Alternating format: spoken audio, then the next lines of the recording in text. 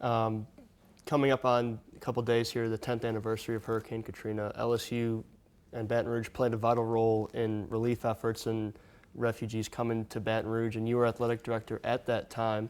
Can you just talk about the whole process of it went with the PMAC and the landing helicopters on the Bernie Moore track field? And it was all hands on deck, SIDs, coaches, athletes, all trying to help out. Well, I think it's worth remembering on the 10th anniversary of what had to be the largest outdoor hospital in the United States history, as people were brought 24 hours a day into the Pete Maravich Athletic Center and then all over to the Carl Maddox indoor track, which were healthier people.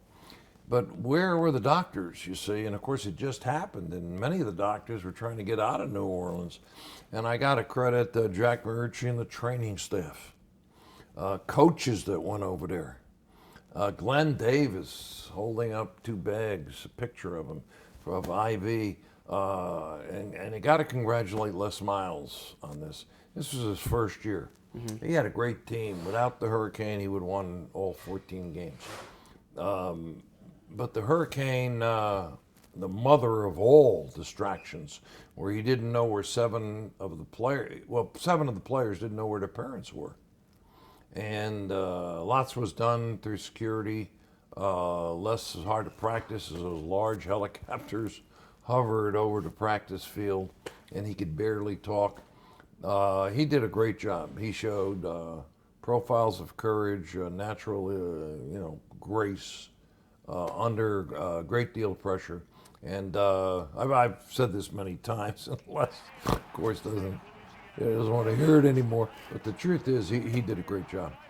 Is that kind of the new coach coming in after Saban, and then this horrible tragedy, and then him stepping up and being this leader and being this face for Louisiana, and wow, flagship universities head football coaches out helping, out doing this, doing that in such chaos? He didn't have to be told anything like that. I mean, he just went out and helped. I mean, he gave up practice time. He had Olympic player, that ran track and the wide receiver. Boy, I remember him coming in with a bag of Olympic stuff, and they did all kinds of things, and then they ran out of gas. They were on 24 hours a day trying to go to school. The first game was canceled. Second game was canceled. The third game was moved finally. And then on the fourth game, we had to move it to Monday, and the chancellor had to close school. You can't do both. And then he made up the day later on. Okay, and so we played Tennessee, and we just, they had a great quarterback in the second half, and they beat us. And he's done some things that people find hard to forgive. But he's the winningest coach we've ever had, and will retire as the winningest coach that we've ever had, of course. And I hope I guess his daughter's about 12 as we speak, and hopefully he'll be here another 6 or 7 or 8 years. And he wins a lot more at the time where it's toughest to win. Remember, there's not a team in a conference doesn't have everything that we have, and of course pay their coach into the millions of dollars, and of course you recruit against everybody, and if you have a great running back, it's hard to get another running back. See, right behind him, because they want to play right now. They want to be out in 3 years and get to the NFL. He does a great job. By the way, nobody asks much, and he doesn't say much, but the truth is he graduates the highest amount of players we've ever had. They get in less trouble off the field. He does a wonderful job, and he's very, very slow to give himself credit. Very, very humble. Just kind of shine a light for everyone, the behind the scenes for your role as athletic director when this happened, coordinating, okay, you SIDs go to the Bernie Moore track, you go to the PMAC, coordinating on campus when a lot of communications were down, there wasn't a lot of That's correct. Communicating going on. What was your role behind the scenes of kind of putting people in place? Let me just make sure everybody gets the credit they deserve before I start. Like the Hurricane Center at LSU was where CNN got their news. So it wasn't as if we didn't know. There were other people at LSU that are experts, say, in this kind of thing. Plus, the state had rehearsed this, although not at this magnitude, always used the PMAC and the indoor track. So everybody was rehearsed, but it happened so fast. And we didn't know the levees would breach. We didn't know the government would be slow to respond. And then the teams came in from Virginia, from Colorado, and other states. They had doctors, nurses, and they just went out and they came in. And I was very, very proud of these people. Local people stepped up with bedding and sheets and everything before we could get going. Pharmacists, acted as physicians, say, until we could get enough going. So I was on the telephone for lots of people and saying, could you please help us here in the PMAC? And they didn't quite understand how bad it was until they got there. And then they came every day. And then within a week, maybe 10 days, we had maybe 60 or 70 people from outside the state of Louisiana, medical teams. And then all of a sudden you get a call from the Washington, says the president's coming. George Bush, 43, and I said, well, he's going to land in this track on the grass. And the guy said, how far is it, to the PMAC? And I says, well, or how far is it where he has to go? And I says, it's not far at all. He has to go through a gate and then walk probably 100 yards. He says, that's too far. So I said, well, I can't move the PMAC. He says, no, but you could cut a hole in the fence. So we had to make a new hole in the fence so that the President of the United States could get there faster. And I got a kick out of that. Wow. You watch House of Cards, you don't do it, you am up, boom, boom, boom. Well, anyway, we built a fence, of course, and and George Bush got in there, but they weren't good, FEMA, at this moment. For instance, college football teams that were coming in had no place to stay. So I had to call Phil Fulmer, a good man at Tennessee, and say, Coach, I'm sorry, but you have to come in, play, shower in our facilities, and leave.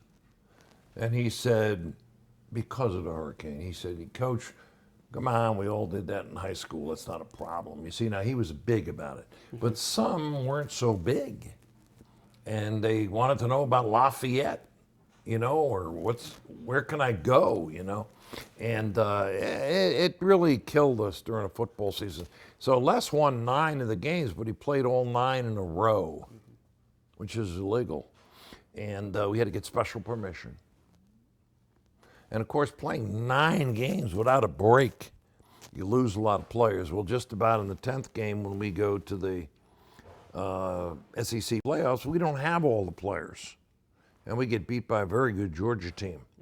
Fans are down. What have you done for me lately? Well, 4 weeks later, of course, we go back to the Peach Bowl. Now all those guys are healthy again. Now in comes the former national championship, the University of Miami, and LSU crushes them. LSU, he's accused of running up the score, so to speak. And the truth of it is, had he played a normal schedule, he would have won all the games. It just happened to be a great team when Nick Saban left. People said, well, Nick Saban's hard to replace. We're all special. You're special. Your crew is special. We're all hard to replace. We're not just a unique, but we're a one-of-a-kind genetic code. Like Nick Saban is a one-of-a-kind genetic code. You can't get a guy just like Nick Saban. You can't get a guy just like Skip Bertman. It isn't your Dale Brown. It doesn't work like that. So of available coaches, Les Miles fit our needs. And the needs were simple. He had children. I knew he'd love Baton Rouge, and I knew he'd stay. And we wouldn't have to do this every 4 years like we had been doing in the past. And of course, I got emails saying, well, he'll be gone in 2 years, he'll be gone in 3 years. And I said, well, wait and see, you know.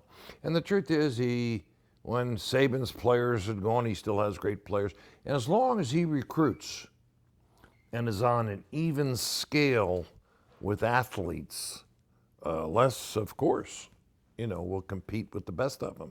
If somebody else has Johnny Manziel, or some other super duper star that's going to be in the NFL the very next year, like Cam Newton and other people, then they're going to win.